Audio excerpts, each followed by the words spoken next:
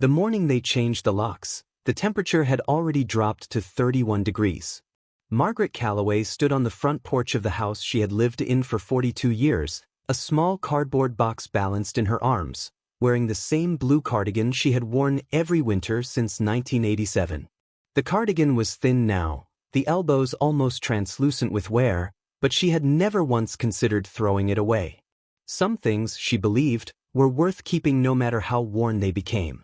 She was 75 years old. She had $214 in her checking account, a cell phone with a cracked screen, and nowhere to go. The locksmith would not look at her. He kept his eyes on the deadbolt, his breath making small clouds in the frozen air. The man standing behind him, the one who had called the locksmith, who had signed the paperwork, who had, if truth be told, engineered every step of this morning, did look at her. He looked at her with a flat, almost bored expression, the way a person looks at something they have already decided has no value. That man was her son. His name was Clifton. He was 48 years old, wore Italian leather shoes even in November, and had recently had his teeth whitened to a shade that Margaret privately thought was unnatural. He was holding a folder of legal papers and a cup of coffee from the expensive cafe 3 blocks away, and he said the words that would ring in her ears for months to come, "Mom, this is just business. You'll understand eventually." She did not understand. Not then. But what happened next, what she found inside a basement she had not entered in over 30 years, would rewrite not only her future, but would expose something that had been buried far longer than anyone could have imagined. Get ready, because what Margaret discovered in that basement was never supposed to be found. If you have ever been made to feel like a burden by someone who was supposed to love you, if you have ever been pushed out, written off, told you are too old or too slow or simply in the way, then this story is for you. Because Margaret's story is really about what happens when the world bets against someone who hasn't finished yet. It's about the things we inherit that we don't even know we're carrying. And it's proof that being forced to start over is not the end of your story. Sometimes, it's the very beginning of the most important chapter. Stay with us because the ending of this one is going to stay with you. Margaret was born in 1948 in a small town in eastern Ohio called Garnet Falls. It was the kind of town that barely made maps. 3 churches, a grain elevator, a hardware store where they still knew everyone's name. Her father worked in a steel processing plant 20 miles away and came home each evening with dark crescents of grime beneath his fingernails that never quite washed out. Her mother, Evelina, kept the house with a fierce and quiet pride. Every surface was scrubbed. Every meal was made from scratch. Every dollar was accounted for in a small green ledger that sat on the kitchen counter like a second Bible. Evelina was not a warm woman in the conventional sense. She did not give easy hugs or say, "I love you," casually. But she showed her love in the way she handed Margaret her lunch bag every morning, always packed with exactly the right things, the apples sliced the way Margaret liked, the thermos filled with the sweet tea she knew her daughter preferred. And she showed it in the way she talked to Margaret late at night when the house was quiet, sitting at the kitchen table with 2 cups of chamomile tea, telling her in a low, serious voice, "You come from strong women, Margaret. Don't let the world forget that." Margaret never did forget. But for a long time, she tucked it away the way you tuck away something precious, carefully, in the back of a drawer, under other things, almost hidden from herself. She married young. His name was Robert Calloway, a gentle, broad-shouldered man who worked in residential construction and smelled perpetually of sawdust and machine oil. They moved to a neighborhood in western Pennsylvania called Fernwood, a tidy middle-income street of 2-story houses with small yards and chain-link fences and neighbors who waved from driveways. They bought the house at 412 Birchmore Lane in 1974 for $38,000, which was every cent they had between them and then some, a small second mortgage from a local credit union to cover the gap. It was the right house. Margaret knew it the moment she walked through the front door and smelled the old wood and the faint trace of someone else's cooking and the peculiar dusty warmth that old houses carry in their walls. She put her hand flat against the doorframe and felt something settle inside her, the way a compass needle settles when it finds north. She raised 3 children in that house. Clifton was the oldest, then a daughter named Renee, and finally a boy named Thomas who came into the world 11 years after Clifton and grew up almost like an only child because of the gap. Robert was a good father, steady, present, quietly devoted. He coached Little League on Saturday mornings and drove kids to emergency rooms at midnight without complaint and told the same 3 jokes at every Christmas dinner for 20 years. Margaret loved him with the practical, unshowy devotion of someone who has chosen well and knows it. They were not wealthy, but they were solid. Robert's business grew slowly and responsibly through the 1980s, and by 1991 he had a small contracting firm with 6 employees and a good local reputation. They paid off the mortgage in 1999, a moment Margaret remembered with disproportionate emotion. She had stood in the kitchen holding the satisfaction letter from the credit union and cried, briefly and without warning, in a way that surprised even herself. Robert died in 2009. A stroke, sudden and complete, on a Tuesday morning in March when he had gone downstairs to make coffee and never came back up. He was 63 years old. The business passed to Clifton, who had been working in it since his late 20s. That was the first thread. And Margaret, in her grief, had not noticed it being pulled. Here is what she did not fully understand at the time, and would only piece together years later. Robert had trusted Clifton not because Clifton had earned that trust completely, but because Clifton was the oldest son, and in Robert's world, that meant something. He had added Clifton's name to the business accounts and given him power of attorney for business matters 18 months before the stroke, during a period when Robert had been worried about his own health after a minor heart event. It had seemed like sensible planning. It had not seemed like a door being opened. The business did well at first.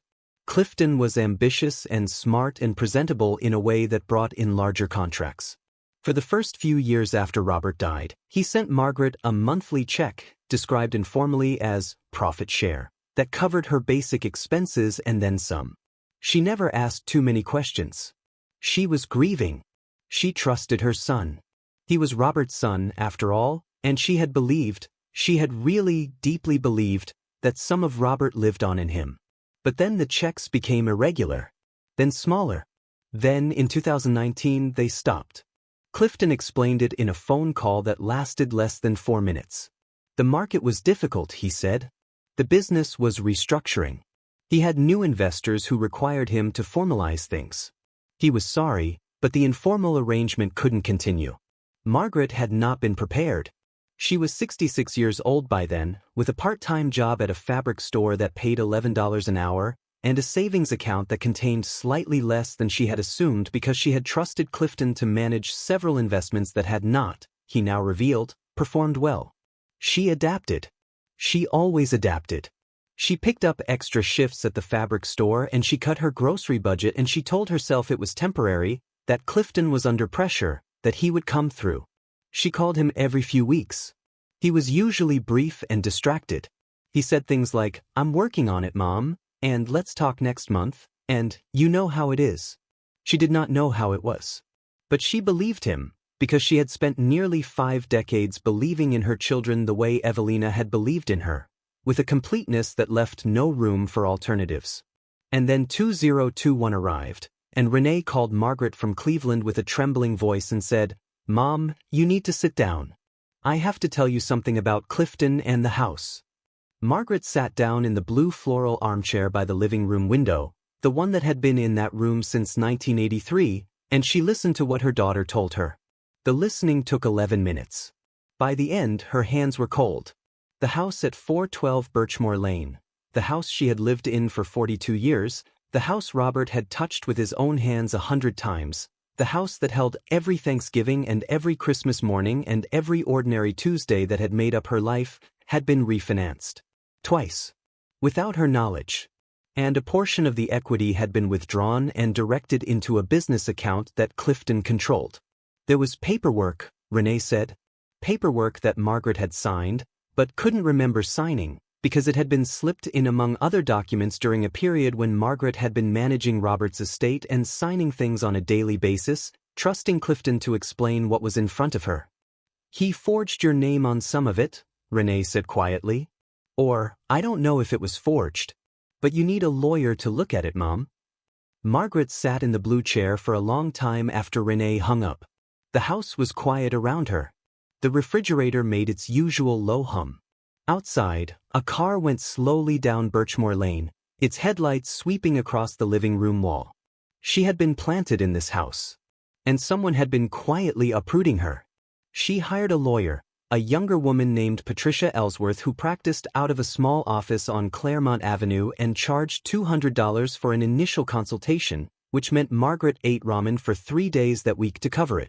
Patricia was precise and unsentimental, the kind of person whose face reveals very little, and she spent 40 minutes reviewing the documents Renee had emailed before she set them down and said, simply, "This is complicated, but it is not unfixable. However, we are going to need time and money, and I want to be honest with you about both." Time and money. The two things Margaret had the least of. The legal process was slow and expensive and frequently demoralizing.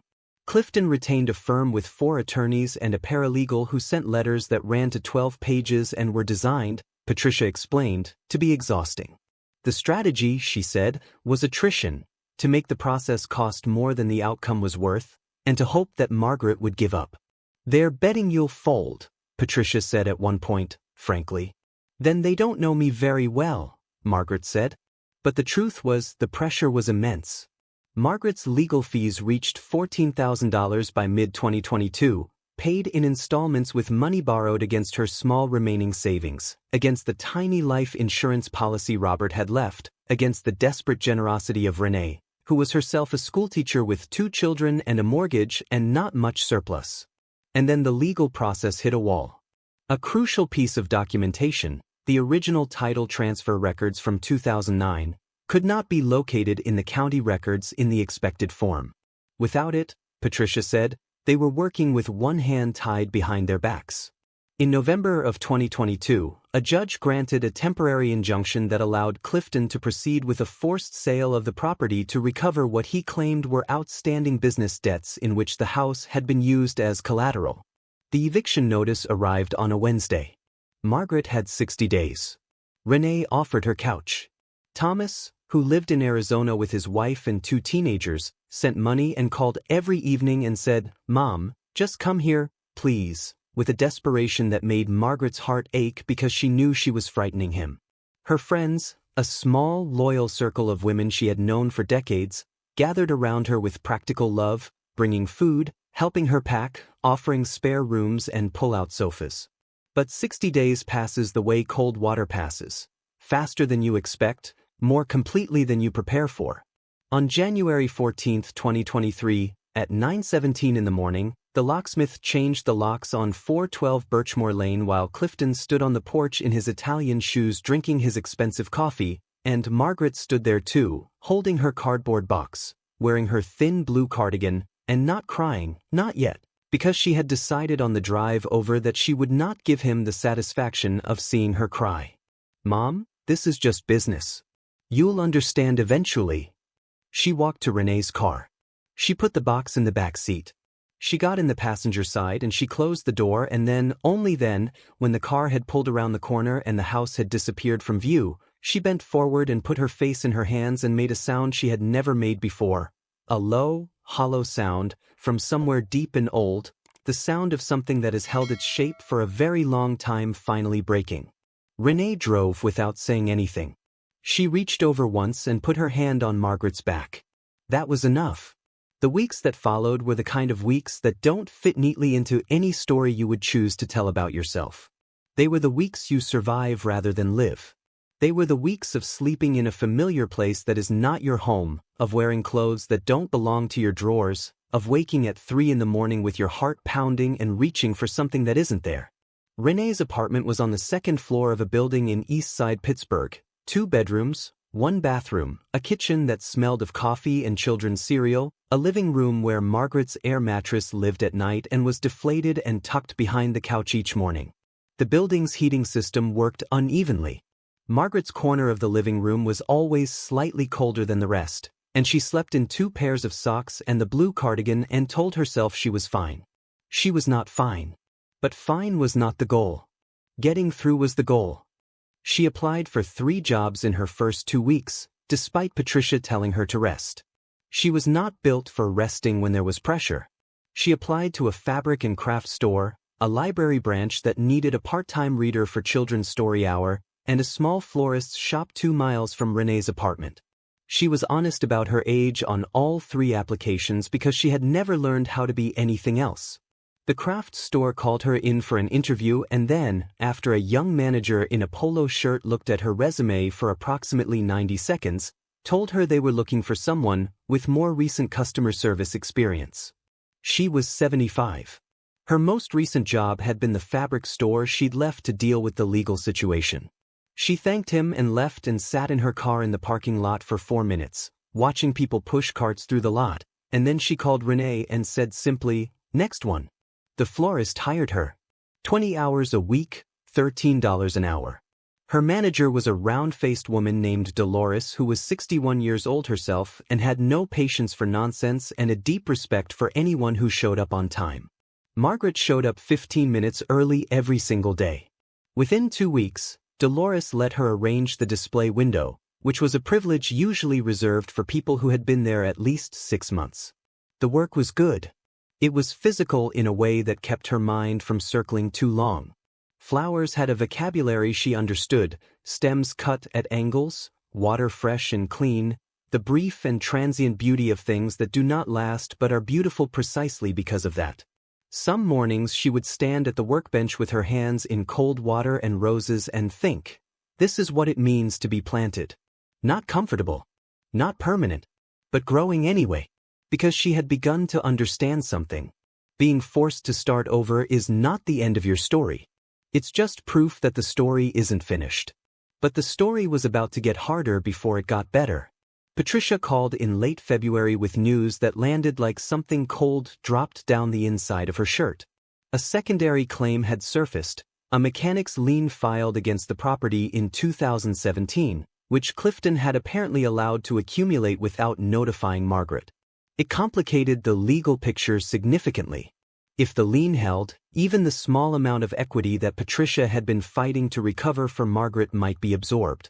"There's something else," Patricia said carefully. "I spoke with a forensic accountant colleague about the business records. There are transactions in 2011 and 2012 that look irregular. But we'd need a lot more documentation to pursue that angle, and I want to be straight with you, Margaret. The cost of that kind of investigation would be significant." Margaret was quiet for a moment. "How significant?" Patricia told her. Margaret did the math in her head. She was making $260 a week at the florist. Her share of Renee's expenses was $600 a month. Her remaining savings after legal fees were just under $4,000. "Then we work with what we have," Margaret said. She was being worn down and she knew it. The sleeplessness was getting worse. She had developed a persistent tension headache behind her left eye that would not fully resolve. Renee watched her from across the apartment with a look that was both loving and frightened, the look of someone watching a person they cannot protect. One evening in early March, Margaret was sitting at Renee's small kitchen table after dinner, a cup of tea going cold beside her, looking at a photograph on her phone, a photo she had taken of the house on Birchmore Lane the last time she'd driven by. The lights were on inside now. Clifton had rented it out almost immediately after the sale. She didn't know who lived there. She had not been able to make herself find out. She was tired in a way that went deeper than sleep could reach. She was tired in her bones, in the place where certainty lives. She opened her phone's photo gallery and scrolled back further and further until she found pictures from her mother's house, from the summer 3 years ago when she had gone back to Garnet Falls to deal with Evelina's estate after her mother passed at 91. The pictures showed a small, clean house on a corner lot, 2 floors, a covered porch, a yard with a massive old oak that Margaret had climbed as a child. Her mother had left her the house. That was a fact she had almost forgotten, not because it was unimportant, but because Garnet Falls was 90 miles away and the house had been sitting empty, and Patricia had told her early in the legal proceedings that it was separate property and not at issue. She hadn't been back since the estate paperwork. She looked at the photo of the house for a long time. And then she thought about the basement. Evelina's basement had always been locked. Not just closed, locked, with a padlock on a steel hasp, a combination she had never shared with anyone as far as Margaret knew. Even as a child, Margaret had asked about it, and Evelina had answered in the way she answered questions she did not wish to fully address, with a brief, forward look and a slight adjustment of subject. "Nothing down there that needs to be gotten into," she had said once. And another time, more quietly, "Some things keep better in the dark." Margaret had accepted it the way children accept mysteries too large for them. And then she had grown up and it had receded, the way childhood mysteries do, filed under things that will probably never be known.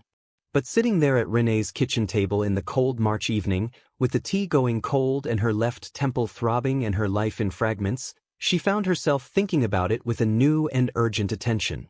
What had her mother kept locked away for more than 30 years? She called Thomas that evening and told him she was going to Garnet Falls. He was quiet for a moment. "The house. I need to be somewhere that's mine," she said. "Even if it needs work. Even if it's uncomfortable. I need somewhere to stand." She could hear him thinking. "Mom," he said finally, "take what you need. Let us help." The drive to Garnet Falls took 2 hours and 14 minutes on a Thursday morning in mid-March, with a light cold rain that turned to sleet somewhere around the county line and then back to rain again. Margaret drove Renée's spare car, a 2011 Honda Civic with a sticky passenger window and a cassette adapter permanently plugged into the AUX jack from an era when René had still owned cassettes. Margaret drove with both hands on the wheel and the heat on full and a thermos of coffee in the cup holder, and she thought about her mother the entire way. Evelina Marsh had been born in 1930, which meant she had grown up during the Depression and come of age during the war and built her adult life in an era when women of her class and background were required to be resourceful in ways that required no acknowledgement. She had owned that house since 1961. Before that, the house had belonged to her own mother, Margaret's grandmother Frances, who had died in 1958 when Margaret was 10 years old, leaving the property to Evelina. Frances. Margaret had memories of her grandmother mostly in fragments, a particular smell of lavender and wood polish, a voice that was surprisingly low for a small woman, hands that were always doing something, rarely idle. She remembered Frances as someone who watched things carefully, who laughed sparingly but with her whole face, who pressed coins into Margaret's hand on visits with a seriousness that made the gift feel like more than it was. Frances had died before Margaret could know her as an adult. Before she could ask questions. Before she could understand what her grandmother's quiet watchfulness had been built on. The house was exactly as Margaret had left it, small and cold and slightly musty from disuse, but solid as everything her mother had built. The furnace kicked on when Margaret turned the thermostat up, which she had genuinely not been certain it would. The pipes had not frozen over the winter, which was either luck or the thermal mass of the old stone foundation doing its work. She moved through the rooms slowly, letting herself feel the history of the place. The kitchen with its 1970s tile. The living room with its dark wood floors. The spare bedroom where she had slept on visits as a child, with the yellow wallpaper that her mother had never changed. She stood at the window and looked out at the oak tree in the yard, still massive, still there, indifferent to everything that had happened since she had last climbed its lower branches at age 8. Then she stood at the top of the basement stairs. The padlock was still there. Of course it was. But Margaret had gone through her mother's estate with a fine thoroughness. She had had to, legally, and she had kept the small tin of keys from Evelina's bedside table drawer. She had not known what all of them opened. She had assumed she would figure it out eventually. She retrieved the tin from her bag. There were 7 keys inside, of varying ages and sizes. She tried 4 before the 5th one turned in the padlock with a click that was, in that quiet house, genuinely startling. The padlock opened. The hasp swung back. Margaret stood at the top of the stairs and reached for the light switch on the wall and, with a faint prayer toward whatever might be listening, flipped it. The fluorescent tube in the ceiling stuttered twice and then caught, casting a cold white light down the stairs. Margaret went down. The basement was not what she expected.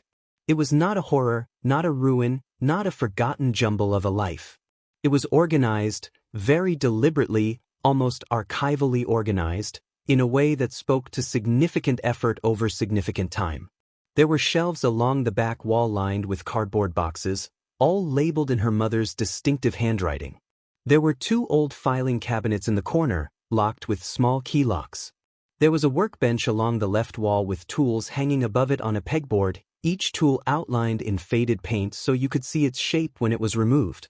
There was a wooden steamer trunk against the far wall, the old-fashioned kind with brass hardware, and it was the trunk that drew her eye first. She crossed to it. The brass latch was stiff but not locked.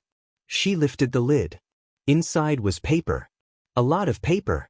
Documents, envelopes, folders, organized in layers separated by sheets of cardboard.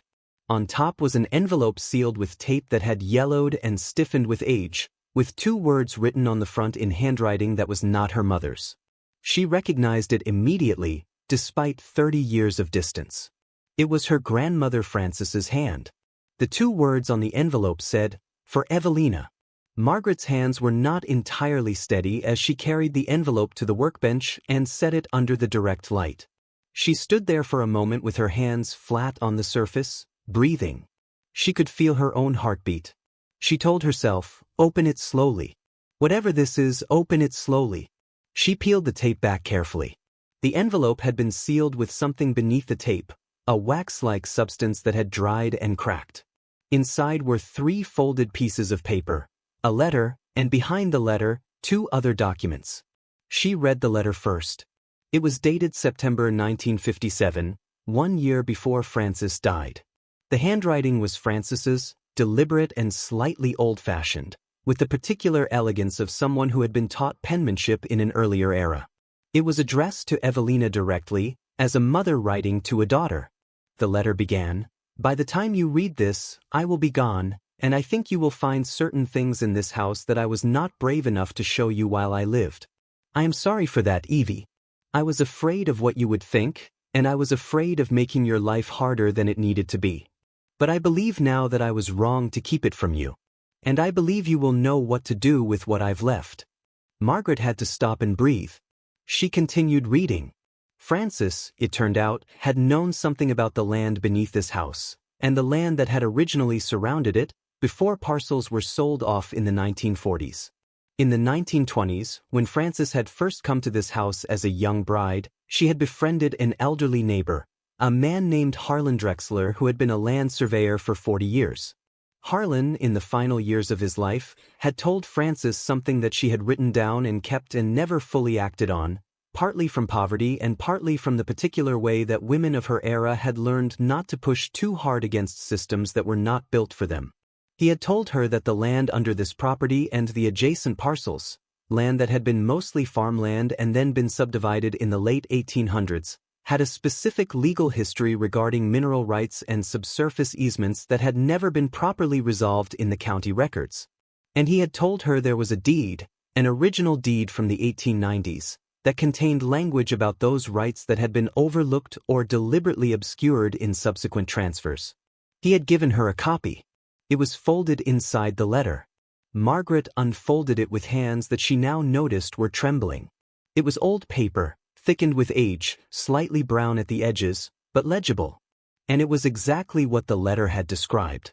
She did not fully understand what she was looking at. She was not a lawyer. She was not a land surveyor. She was a 75-year-old woman standing in a cold basement in eastern Ohio, reading a document from the 1890s in the light of a flickering fluorescent tube, and what she understood was this: her grandmother had known. Her mother had known or half known, had kept it, had locked it away, had not known what to do with it, had been afraid of it. And she, Margaret, had almost never found it at all. She sat down on the basement floor, on the bare concrete, in the cold, and she held the letter and the deed against her chest and she said, very quietly, to no one in the room, "Mum, what did you leave me?" But that was just the beginning of what was in that trunk. Over the next 2 hours, she went through every layer. There were old tax receipts going back to the 1930s. There were letters between Frances and Harlan, a series of them, in which he elaborated on what he had found and what it might mean. There were 2 folders containing what appeared to be survey maps, hand-drawn, detailed, with notations in the margin in Harlan's precise surveyor's script. And at the very bottom of the trunk, in a folder that had been sealed with a ribbon and a metal clip, there were 3 documents that Margaret could not immediately interpret but which had the distinctive density and formal language of legal instruments. She photographed everything with her phone. Every page, every document, every survey map. She worked methodically, the way her mother had taught her to work, and when she was done she sat back and looked at the photographs and understood that she was holding something that required more knowledge than she had. She needed help. She needed someone who could tell her if this was real, and what it meant, and whether it mattered. She needed Patricia. But she also, instinctively, knew she needed to be careful. Because if this was what she thought it might be, if it was significant in the way that the weight of it suggested, then she needed to understand it before anyone else knew she had it. Clifton, for instance. She drove back to Pittsburgh that evening with the documents in a bag on the passenger seat, and she kept one hand on it the entire way, absurdly, as if it might be taken from her if she let go. The rain had stopped. The night was clear and very cold, the stars sharp in the way they only are when the air has been washed completely clean, and she drove through that clarity with her heart beating steadily and something unfamiliar replacing the exhaustion in her chest. Something that felt, cautiously, like possibility. She did not call Patricia that night. She waited until morning. She would always tell the story this way later, because patience was something her mother had taught her and she was trying to honor that. She waited until 8 o'clock, which was when Patricia's office opened, and then she called and said simply, "I found something. I can't tell you yet what it is, but I think you need to see it. Can I come in today?" Patricia said yes. The meeting lasted 3 hours. Patricia sat very still as she went through the photographs, and then the physical documents, which Margaret had brought in a manila envelope. She said almost nothing for the first hour. She took notes. She enlarged photographs on her laptop. She made 2 phone calls while Margaret sat in the office chair and looked at the framed prints on the wall, a botanical illustration of a black-eyed Susan, a photograph of Patricia's daughter at what appeared to be a college graduation, and tried to remain calm. When Patricia finally put down her pen and looked across the desk, her expression was the most human Margaret had ever seen it. "I need you to listen to me carefully," Patricia said, "because I am going to be very precise about what I'm saying. I can't tell you yet what this is worth. I can't tell you if the language in this deed will hold up under a modern legal review. But I can tell you that what you've brought me is real. These documents are authentic. I can say that with reasonable confidence from their physical characteristics, and what they describe, if the legal interpretation holds, involves mineral rights and subsurface easements on land that includes parcels that were developed commercially in the 1970s and 1980s. She paused. "Developed commercially how?" Margaret asked. "I need a land use attorney and a mineral rights specialist to confirm the details. But from what I can see in the survey maps, Margaret, the area that Harlan Drexler documented includes land that now sits under a commercial development, including, I believe, a portion of the Clearview Business Park on Route 14. Margaret had driven past the Clearview Business Park her entire adult life.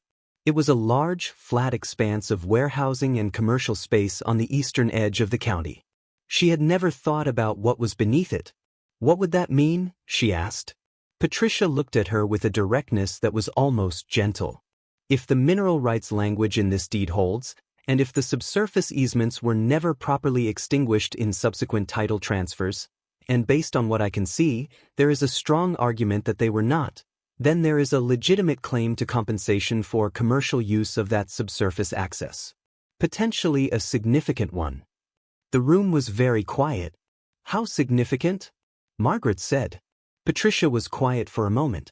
Then she said, "Significant enough that you need to get a specialist involved immediately, and significant enough that you need to be very careful about who knows you have these documents." Margaret nodded slowly. She thought about Clifton. She thought about the fact that Evelina's house had been separate property, not touched by the legal proceedings, not part of what he had taken. He didn't know about the basement. He had never cared about Evelina's house in Garnet Falls.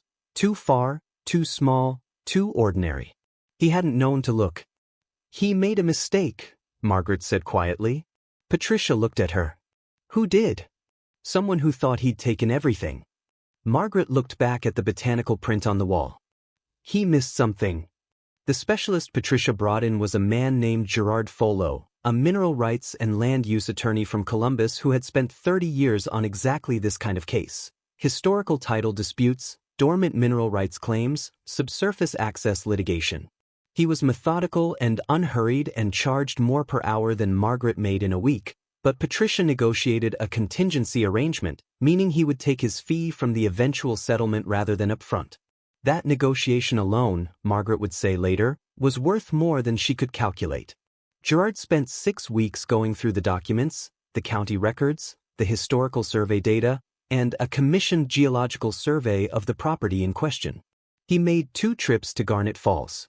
He hired a researcher to trace the chain of title back to the 1870s. He corresponded with the county recorder's office, the Ohio Division of Mineral Resources Management, and 2 other attorneys whose names Margaret did not recognize. He called her on a Thursday in May. "I've completed my review," he said, with the measured calm of someone who has learned not to color the delivery of significant news with too much emotion, because it goes badly for everyone. The mineral rights language in the 1891 deed is valid and has never been extinguished in any subsequent title transfer. That's confirmed. The subsurface easements are documented and legally intact. The Clearview Business Park development in 1978 utilized subsurface access that falls within those easements, without the required negotiation or compensation to the title holder. He paused. The title holder, he continued, at the time of the development, was Evelina Marsh. And as her heir, Margaret, you are now the legal successor to that claim. Margaret was sitting in her mother's kitchen. Her kitchen now, she was beginning to allow herself to call it that, with a cup of chamomile tea on the table in front of her, the same kind her mother had always made. The late afternoon light was coming through the window above the sink, the same window that had thrown light in the same direction on every late afternoon of her childhood. "Am I understanding you correctly?" she said. "You are," Gerard said. "This is real, Margaret. And the entities currently operating within the affected area of the Clearview development have exposure here. We're going to need to proceed carefully, and there will likely be considerable resistance. But the claim is legitimate, and based on comparable cases in Ohio and Pennsylvania, the valuation is in the range of, and I want to emphasize this is preliminary." He gave her a number. She set the cup down very carefully. The number had multiple zeros. She said nothing for a moment. Then she said, "My mother knew. She knew and she didn't, she couldn't. She may not have known the full scope," Gerard said gently. "What Francis gave her was the foundation. Evelina kept it safe. You found it." Margaret looked out the window at the oak tree. Some things keep better in the dark. Until the right person opens the door. The legal process that followed was not a fairy tale. It was a legal process, which meant it was long, frequently exhausting, punctuated by obstacles and delays and moments of real discouragement. The entities involved in the Clearview development, a commercial real estate management company and its parent corporation, retained formidable counsel and responded to the initial claim with a comprehensive challenge to the deed's validity, the chain of title, and the specific geographic scope of the easements. But here is what they had not counted on. Gerard was very good. Patricia was very good.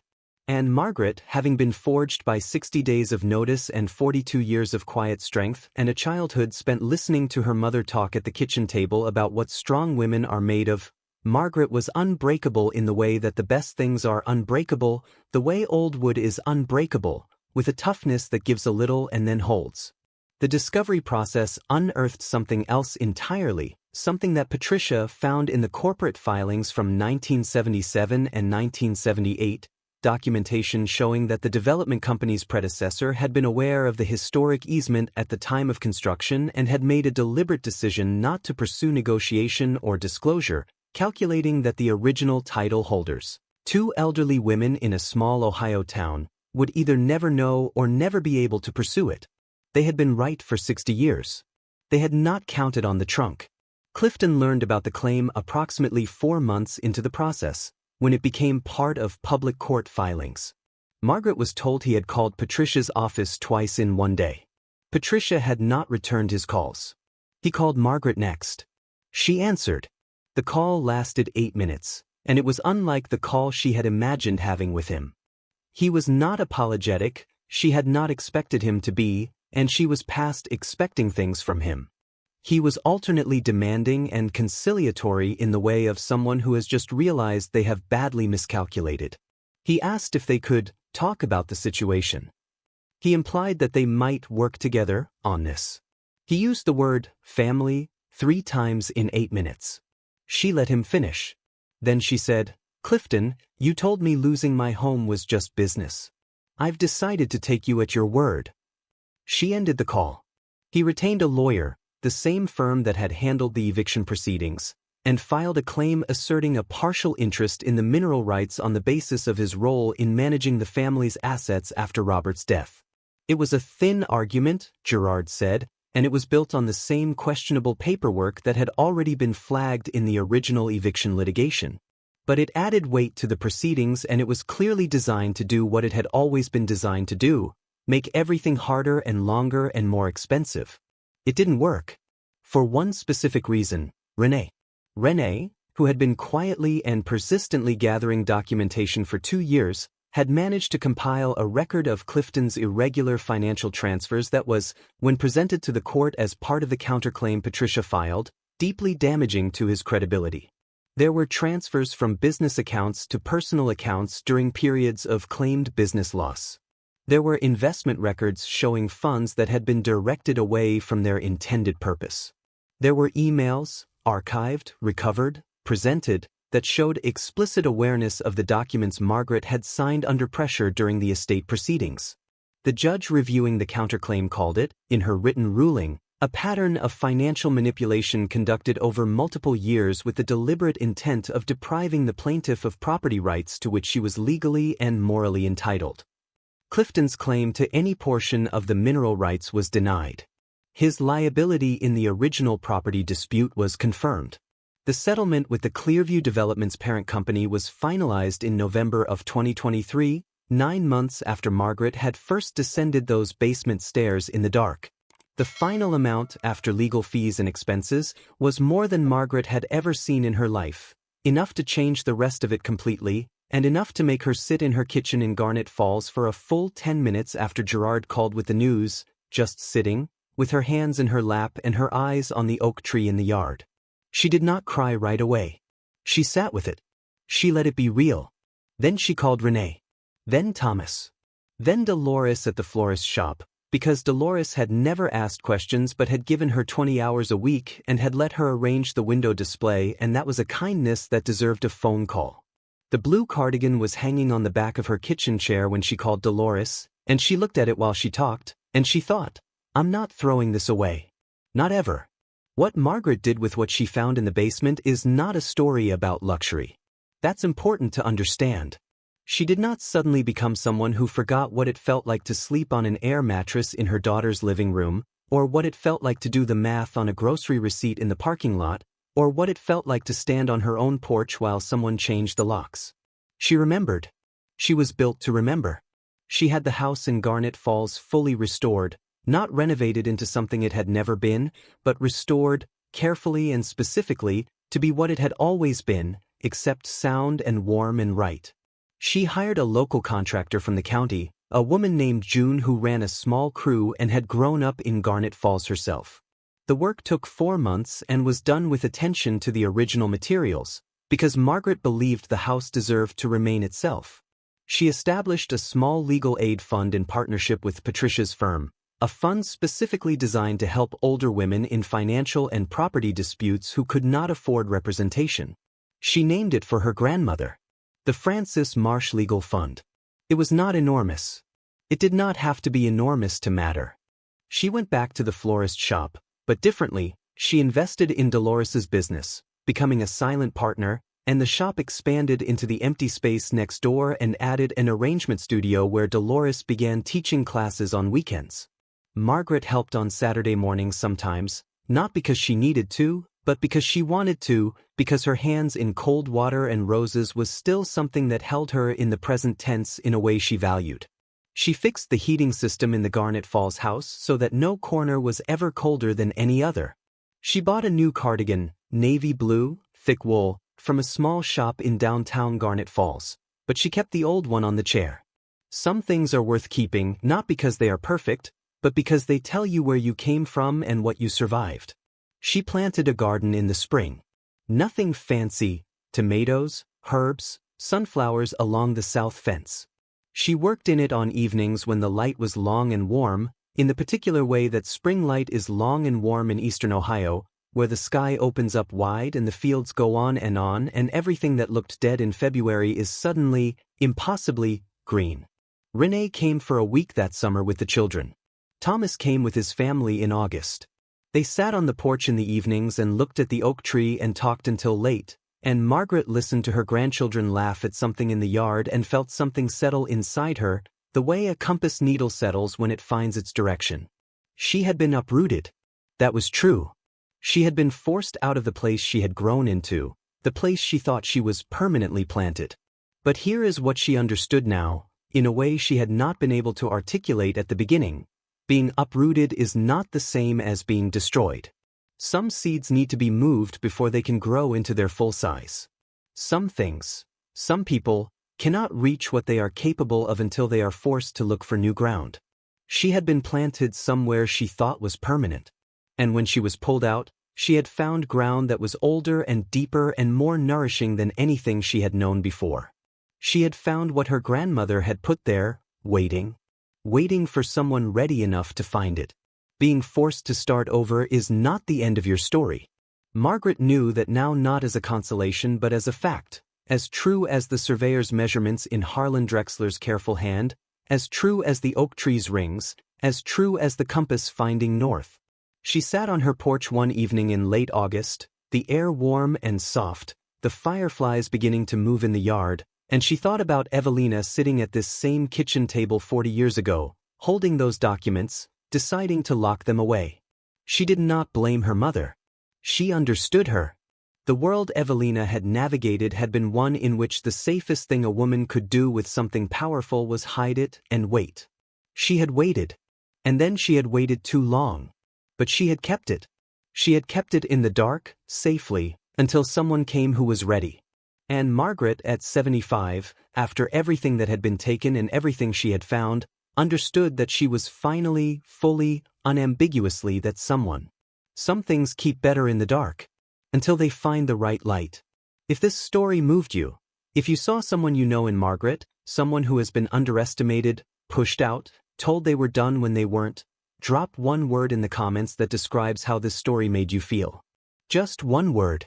Yours might say the very thing someone else needed to read today. And if you know someone who is going through a hard season right now, someone who is sleeping on a couch, starting over, being told the story is over, please share this with them. Sometimes the most important thing another person can give you is the proof that it's possible to come through. We tell stories about people who refuse to be forgotten, who find what was left for them, who turn what was meant to destroy them into something that lasts. If that's the kind of story that keeps you going, stay with us. There are more. Because starting over is not the end of your story. It never was.